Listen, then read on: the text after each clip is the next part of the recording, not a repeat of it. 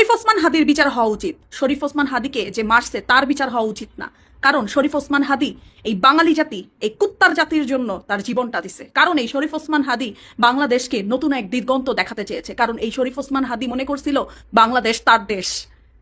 এই জন্য তিনি সব স্লোগানে, সব জায়গায় সে বলে বেড়াতো, আমি বিশ্বাস করি আমার মৃত্যুটা মিছিলে হবে, হুট করে একটা গুলি আসবে, আমি মরে যাব। এই শরীফ ওসমান হাদিরই আসলে বিচার হওয়া উচিত। কি দরকার ছিল উনার?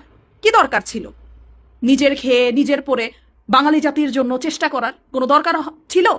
এই শরীফ ওসমান হাদি যে ঝরে গেল, নিজের প্রাণটা যে দিয়ে দিল, কোনো লাভ হয়েছে? কোনো লাভ হয়েছে? এই নেতা নেত্রীগুলা তো আরামে ঘুমায় আছে, বিচার কি করতে পারবে? কখনো না। সাংবাদিক ইলিয়াসকে ধরার জন্য এলান করে দিছে, সাংবাদিক ইলিয়াসকে ধরতে পারলেও পারতেছে না শরীফ ওসমান হাদির বিচারককে। শরীফ ওসমান হাদির বিচার কখনোই করা সম্ভব না। পারতেছে না শরীফ ওসমান হাদির হত্যাকারীকে ধরতে। কেন পারবে না? কারণ তারা এটা ধরতেই চায় না। শরীফ ওসমান হাদি বাংলাদেশের ডায়মন্ড ছিল। শরীফ ওসমান হাদি চলে গিয়ে আমাদেরকে আবার বাঘিনী, আমাদেরকে আবার সিংহ বানিয়ে দিয়ে গিয়েছে, এবং এই সিংহর গর্জন থামবে না, থামবে না।